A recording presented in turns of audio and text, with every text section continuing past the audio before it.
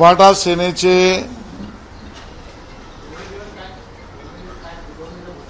संजय राऊत यांनी केलेलं कालचं विधान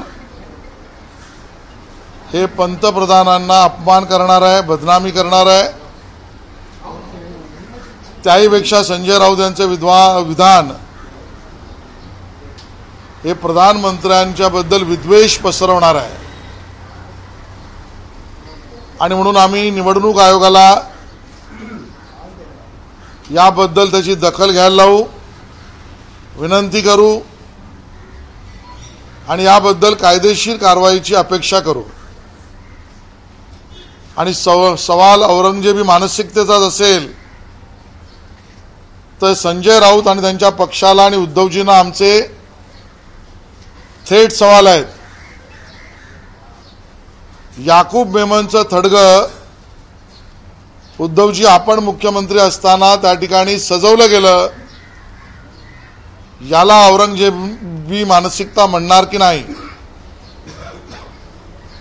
आमचा सवाल सरळ उद्धवजींना आहे। ज्या अफजल गुरुने भारताच्या संसदेवर हल्ला केला त्याच्या समर्थनार्थ दिल्लीमध्ये अफजल तेरे कातिल जिंदा है, हम शर्मिंदा है असं म्हणणाऱ्या लोकांना आपण मुख्यमंत्री असताना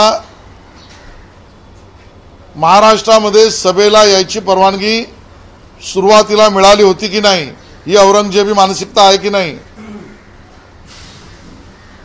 आणि म्हणून भारतीय जनता पक्षाने तर अफजल खानाचं थडगही उखडून टाकलं, भारतीय जनता पक्षाच्या सरकारने तर छत्रपती शिवाजी महाराजांच्या आमच्या अष्टमुद्रा संदर्भातला बोधचिन्ह असलेला आमच्या संरक्षण यंत्रणेचा झेंडाही केला आणि भारतीय नेव्हीच्या ऑफिशियल ड्रेसवर आता अष्टमुद्रा आणली। संजय राऊत तर छत्रपतींच्या वंशजांना पुरावे मागत होते, मग संजय राऊत यांची हे पुरावे मागण्याची मनोवृत्ती म्हणजे औरंगजेबी मनोवृत्ती नाही का? आणि म्हणून याची उत्तरं उद्धवजींनी द्यावीत। महाराष्ट्र उघड्या डोळ्याने पाहतोय, विद्वेष पसरवणारी वक्तव्य पंतप्रधानांबद्दल करणं, अपमान आणि बदनामी करणं हे निवडणूक आयोगाला मॉडेल कोड ऑफ कंडक्टच्या व्हायोलेशनमध्ये येतं की नाही हे बघण्याची आमची विनंती राहील, त्यावर कारवाईची अपेक्षा राहील।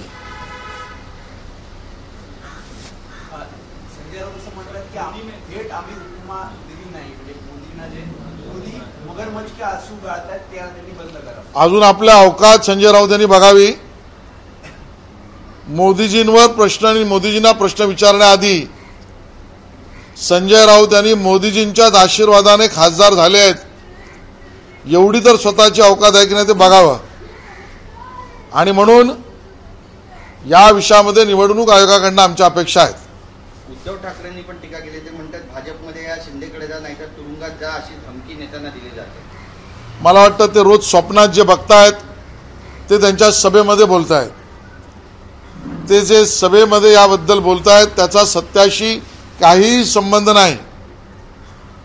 आणि तथ्यच बघायची झाली तर एकनाथ शिंदे आणि 40 आमदार हे राष्ट्रवादी काँग्रेसला उद्धवजी तुम्ही मदत करताय, त्यांना वाढवताय, आमचं खच्चीकरण करताय असं सांगून गेले।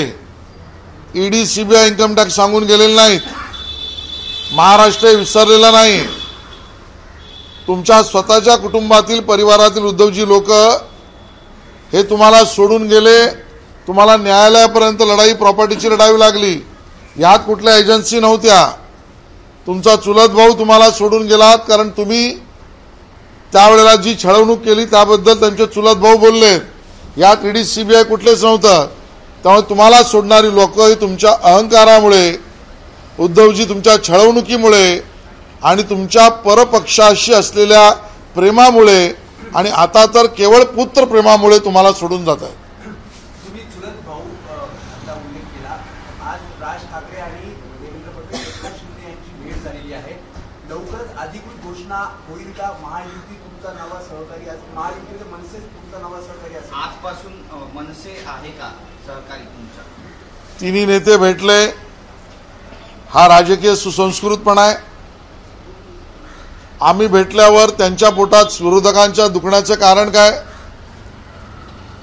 तिन्ही पक्ष एकत्र भेटून चर्चा केली तर उभाटा सेनेची बोलती बंद होण्याचं कारण काय? आणि त्यामुळे हे चिंतन आहे. या मंथन आणि चिंतनामधून अमृतच बाहेर निघेल जे महाराष्ट्र हिताचं असेल.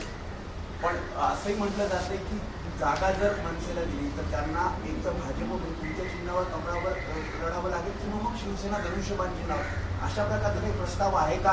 अमित शहांची मी युती महायुती या तीन पक्षांवर काही वक्तव्य न करता म्हटलंय हे चिंतन आणि मंथन आहे, त्यातून अमृत निघेल. अमृत सर्व पक्षांना आणि महाराष्ट्राला, सर्व पक्षाला म्हणजे महायुतीतल्या सर्व पक्षांना आणि महाराष्ट्राला गोडच ठरेल. अमृत कधी बाहेर निघेल? म्हणजे पाडवा मेळावा येतो म्हणजे त्याच्या आधी निघेल, लवकरच होळीच्या आधी निघेल, काय मंथनामध्ये बसलेल्या तिघांनी ठरवल्यावर निघेल. सर, बरेचशा इन्कमिंग सध्या सुरू झालेल्या आहेत. भाजपमध्ये देखील काही इन्कमिंग अपेक्षित आहे का? भारतीय जनता पक्षामध्ये बूथ स्तरापासून मोठ्या प्रमाणामध्ये ज्यांना मोदीजींच्या नेतृत्वावर, विकासाच्या गतीवर आणि मोदीजींबरोबर 140 कोटी भारतीयांचं जे विकसित भारताचं स्वप्न आहे ते पूर्ण करण्याची इच्छा असलेल्या सगळ्यांचा पक्षप्रवेश मोठ्या प्रमाणात होतोय. नेते येतील, कार्यकर्ते येतील. मोदीजींचा परिवार महाराष्ट्रामध्ये ज्या पद्धतीने वाढतोय तो सर्वव्यापी होईल. विरोधकांना त्यांचं डिपॉझिट वाचवायला अडचण होईल. बच्चूंनी एक विधान केलंय की आमची खरी ताकद काय आहे ती आम्ही वेळ आल्यावरती दाखवू. ते सुद्धा महायुतीमध्ये आहेत, पण अशा पद्धतीने जर वक्तव्य करत असतील त्यावर मी काही भाष्य करणार नाही. सर, आज जो है तीनों वरिष्ठ नेताओं की थोड़ी देर पहले कांग्रेस में मीटिंग हुई है. सीट शेयरिंग को लेकर क्या कोई फॉर्मूला तय हो पाया है? क्योंकि बैठकों का दौर तो जारी है, लेकिन अभी तक सीट किसको कितनी मिल रही है ये कंफर्म नहीं हो पा रहा. तीन नेता मिले ये तो महाराष्ट्र की संस्कृति है, और हमारे तीन नेता मिले तो हमारे विरोधियों की बोलती क्यों बंद हो रही है? उनके पेट में दर्द क्यों हो रहा है? और तीनों नेता अगर बैठ के चर्चा कर रहे हैं तो ये मंथन है, और उस मंथन में से अमृत ही निकलेगा जो महाराष्ट्र के हित का होगा. ये अमृत कब तक डिक्लेयर हो जाएगा? ये तीनों नेता तय करेंगे तब अमृत आएगा.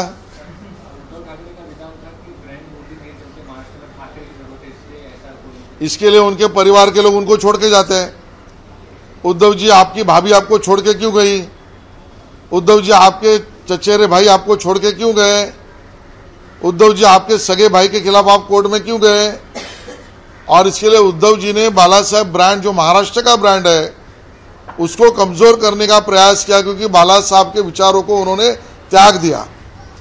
एकनाथ शिंदे जी ने बाला साहेब ठाकरे जी के विचारों को अपनाकर बाला साहेब ठाकरे ब्रांड, ये महाराष्ट्र का ब्रांड जो है वो जीवित भी रखा, वो बढ़ाया भी है, और उसके कारण भाजपा उनके साथ है. संजय राउत ने प्रधानमंत्री की तुलना औरंगजेब से की है, पार्टी का. यूबीटी सेना के संजय राउत, इन्होंने जो बयान किया और उनकी तुलना, उनका जन्म कहां से हुआ उसके कारण की, ये सीधा सीधा प्रधानमंत्री जी का अपमान और बदनामी करने का काम है, और कुछ समाज को दूसरे समाज के खिलाफ विद्वेष फैलाने का भी काम है. और इस विद्वेष के खिलाफ और इस विद्वेष फैलाने के खिलाफ चुनाव आयोग ने उसकी संज्ञान लेना चाहिए. ये हमारी मांग है और अपेक्षा कार्यवाही की भी है. सर, एक सवाल है कि कांग्रेस नेता राहुल गांधी ने आरोप लगाया कि बीजेपी ने आईटी के जरिए हमारा अकाउंट फ्रीज करा दिया है, जिससे हम प्रचार नहीं कर पा रहे हैं, टिकट नहीं खरीद पा रहे हैं. इसको क्या करें? जो गुनाह इनकम टैक्स एक्ट में करेगा वो उसका भुगतान करेगा. जिस तरीके से आईटी एक्ट का उल्लंघन करके कांग्रेस पार्टी ने जो कुकर्म किया उसकी वो आज सजा भुगत रहे हैं। सवाल ये है, एक मिनट, सवाल ये है कि ये पहली बार नहीं हुआ है। संजय राउत ने जिस प्रकार से स्टेटमेंट दिया, इसके पहले अमित शाह को अफजल खान बता दिया, अब प्रधानमंत्री नरेंद्र मोदी को औरंगजेब की तुलना, स्तर जो है राजनीति का वो गिरते नहीं जा रहा। ये इनका फ्रस्ट्रेशन है, ये इनका बौद्धिक दिवालियापन है। और जहां तक उभाटा सेना की बात है, ये पार्टी, ये दल, उद्धव जी का दल जो है वो भीख मांगों का दल है। क्योंकि जब उनको चुनाव जीतना था तब कटोरी लेके भारतीय जनता पार्टी के पास आए, हमारे मदद से कटोरी में फायदा लेकर चुनाव जीते। आज खुद में बल नहीं, तब ये कांग्रेस और राष्ट्रवादी कांग्रेस के पास कटोरी लेके जा रहे हैं और चुनाव में मदद मांग के खुद की जीत की बात कर रहे हैं। और जहां तक अफजल खान या औरंगजेब की बात है, ये दोनों संजय राउत और उभाटा सेना को बार बार याद आ रहे हैं, क्योंकि इनके दिमाग में छत्रपति शिवाजी महाराज कम औरंगजेब और अफजल खान ही ज़्यादा चलते हैं। और उसी का परिणाम हमने देखा कि जब मुख्यमंत्री उद्धव जी थे तब याकूब मेमन जो गुनहगार है उसकी कब्र को सजाने का काम हुआ। हमने यही देखा कि जब उद्धव जी मुख्यमंत्री थे तब अफजल गुरु, जिसने भारत के संसद पर हमला किया, उसके समर्थन में दिल्ली में घोषणा देने वाले लोग, अफजल तेरे कातिल जिंदा है, हम शर्मिंदा है, वो लोगों को महाराष्ट्र में उस समय पर सभा लेने की परमिशन मिली थी या उस प्रकार का विचार था। और इसके कारण इनकी सरकार जब थी उद्धव जी की, उस समय पर औरंगजेबी मानसिकता के विषय पर चलने वाले लोगों की चलती थी। ये महाराष्ट्र ने और दुनिया ने देखी है। छत्रपति शिवाजी महाराज, उनकी अष्टमुद्रा, उसको भारतीय नेवी के ऑफिशियल ड्रेस पर लाना या झंडे पर लाना, ये छत्रपति शिवाजी महाराजों के विचार पर काम करने वाली सरकार, ये मोदी जी की सरकार है। सर, एक सवाल उठा रहे हैं टाइमिंग को लेकर। इलेक्टोरल बॉन्ड का उनका कहना है कि सबसे ज्यादा फायदा बीजेपी को मिला है, लेकिन इनकम टैक्स की कार्रवाई और जो अकाउंट फ्रीज हो रहे हैं वो कांग्रेस के हो रहे हैं। खुद जो इलेक्शन डिक्लेयर हो चुका है, फंड्स की प्रॉब्लम की जा रही, टाइमिंग के ऊपर सवाल उठा रहे हैं। बॉन्ड चालू रखो कहाँ तो प्रॉब्लम, बॉन्ड को कोर्ट ने बंद करवाया तो इनको तकलीफ, इनकम टैक्स ने नोटिस दी, कार्रवाई की तो उसका जवाब नहीं इनको देना। अपने हार के लिए कौन कौन जिम्मेदार है वो पहले दिन से बता रहे हैं, और इसलिए कांग्रेस ने अपनी हार मान ली है। इससे ज्यादा कुछ नहीं। जिस प्रकार से सीट शेयरिंग को लेकर के डिले हो रहा है, कोई डिले नहीं हो रहा है। महाराष्ट्र में जहां पर चुनाव पहले चरण में उसके 30 सीट डिक्लेयर हो चुकी है, उसमें बंटवारा भी सीटों का हो चुका है।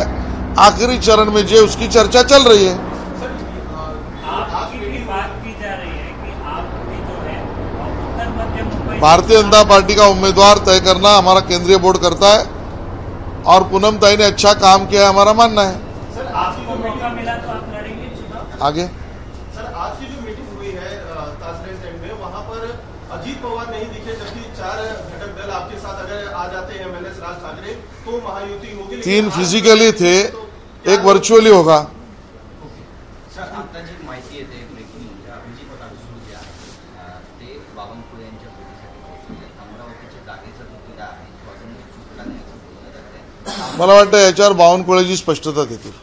शेवटचा प्रश्न, ठाकरे असं म्हणतात, उद्धव ठाकरे असं म्हणतात की ठाकरे भाजपने चोरला, तुम्ही म्हणतात की मतांसाठी उद्धवजींनी बाळासाहेबांचे विचार स्वतःच्या खुर्चीसाठी सोडले. बाळासाहेब ठाकरे ताकद, विचार, तेज हे उद्धवजींनी पुत्रप्रेमासाठी सोडले. बाळासाहेबांची शिकवण काँग्रेस बरोबर सत्तेच्या खुर्चीसाठी उद्धवजींनी त्यागलं. त्यामुळे हा प्रश्न चोरल्याचा नसून त्याग आणि सोडलेलाच आहे, ज्याच्यातले 100% प्रश्न हे उद्धवजींना उत्तर द्यावे लागतील. सर, छत्रपती शिवाजी महाराज पार्काची सभा झाली इंडिया अलायन्सची, त्यामध्ये आता सगळे नेते म्हणतात की आम्ही 40 पार करू महाराष्ट्रामध्ये, यावर तुमची प्रतिक्रिया? नाही, मला असं वाटतं की होळीला अजून 2-3 दिवस आहेत. त्या अगोदरच ज्यांनी भांग घेतली असेल त्यांनी, आमच्या विरोधकांनी 40 पारची घोषणा ही भांगेत दिलेली आहे. आणि त्यामुळे त्यांना ती घोषणा लखलाप लागो। सर, महायुति में ये माना जाए कि होली के पहले सीट डिक्लेरेशन हो जाएगा या उसके बाद, इतना तो बता दें। ये बोलने का अधिकार देवेंद्र जी का और बावनकुळे जी का है। एबीपी माझा, उघडा डोळे बघा नीट।